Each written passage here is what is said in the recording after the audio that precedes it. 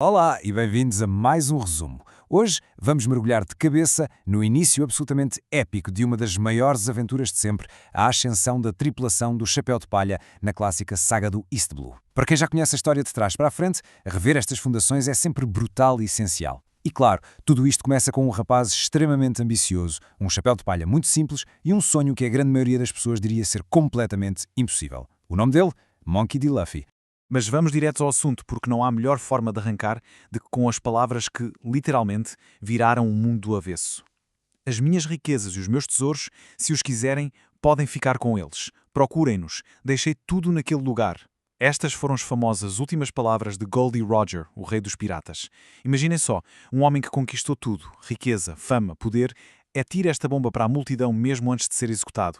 Foi uma única frase, sim, mas foi suficiente para lançar milhares e milhares de pessoas ao mar, ignorando totalmente o perigo e a lei e dando início àquilo que conhecemos como a Grande Era dos Piratas. É exatamente no meio de todo este caos absoluto que a nossa história ganha raízes. Primeira parte. Romance Dawn e o primeiro imediato. Como sabemos, tudo arranca com o Luffy, profundamente inspirado pelo sacrifício dos Shanks, munido daqueles poderes malucos da Gomu Gomu no Mi, a lançar-se ao mar com uma única missão em mente: encontrar uma tripulação à altura do topo do mundo. E vamos lá ver como isto escala rapidamente. Uma tripulação de lendas não se faz da noite para o dia, mas a progressão inicial deste recrutamento foi impressionante e super focada. Logo na primeira paragem, o alvo foi uma base da marinha. É aí que Luffy liberta o temido caçador de piratas Roronoa Zoro, que assume logo ali o papel de primeiro imediato. Na etapa seguinte, em Orange Town, o caminho cruza-se com a Ladra Nami, depois de derrubarem o ascêntico Capitão Buggy. E logo a seguir, na terceira fase, em Syrup Village, não só se recruta o atirador Usopp com o seu coração de ouro, como finalmente ganha a sua primeira verdadeira casa, o navio Going Merry. Segunda parte. Baratie e o choque de realidade. Já com um navio incrível nas mãos, a rota vai dar a um restaurante flutuante onde conhecemos o cozinheiro Senji, sempre pronto a dar uns valentes pontapés. Mas, atenção, a paz não dura muito. E aqui levamos com um valente choque de realidade. O contraste é pura e simplesmente gritante.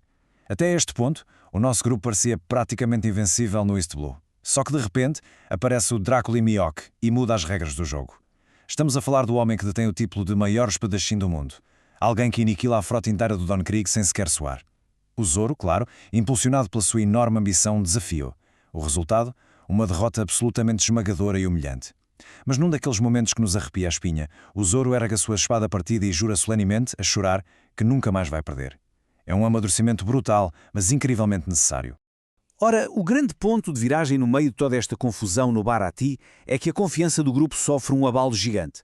A Nami comete uma traição que à primeira vista ninguém estava à espera.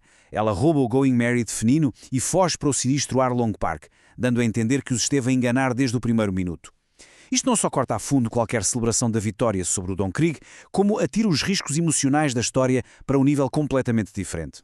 De repente, já não se trata só de perseguir sonhos irrealistas. O foco principal passa a ser a lealdade, a traição e o que significa realmente confiar em alguém.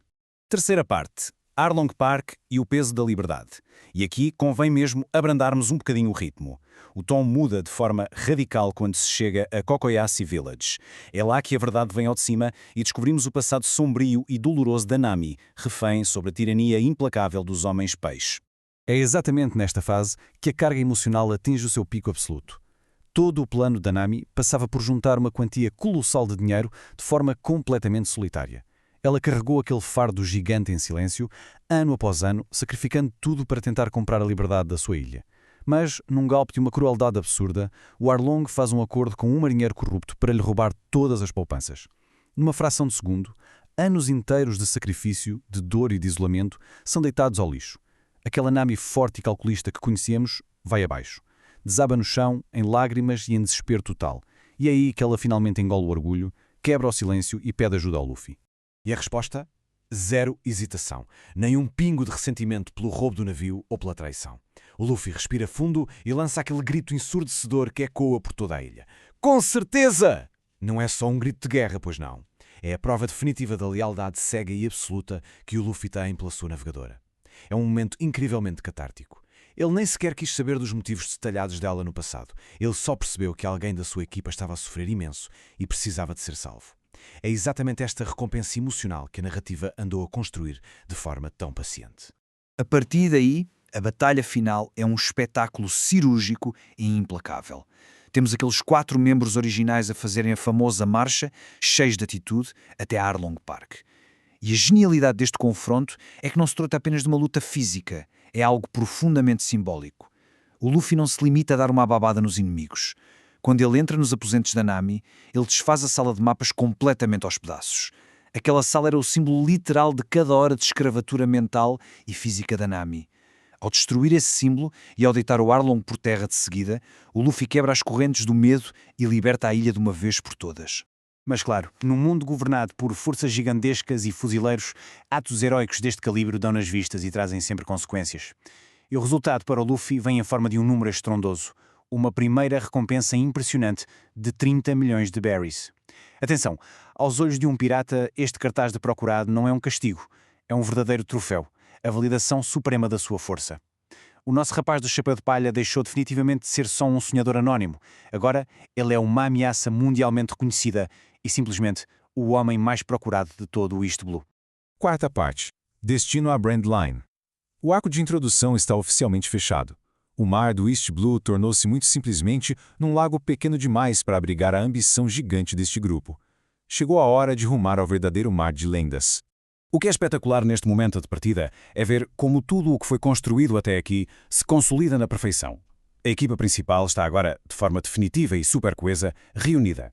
Mesmo antes de enfrentarem a grande tempestade, eles juntam-se no convés e realizam uma cerimónia icónica à volta de um barril. Um a um, colocam lá o pé. O capitão, o espadachim, a navegadora, o atirador e o cozinheiro. E o próprio navio a suportá-los, o Going Merry. Cada um declara em voz alta o seu sonho impossível, cimentando ali um compromisso de ferro, não só com os seus próprios objetivos, mas sobretudo uns com os outros. E é exatamente com esta reflexão profunda que fechamos o nosso resumo de hoje. Se pensarmos bem nisto, todas estas batalhas fantásticas, todas as traições superadas e as alianças inquebráveis que vimos até agora, formam apenas o prólogo de uma obra monumental.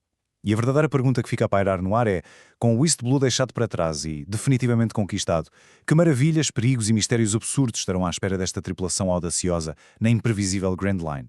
Fica a provocação e o mistério para o que virá a seguir. Muito obrigado por acompanharem mais esta análise e que a exploração destas grandes histórias nunca termine. Até à próxima.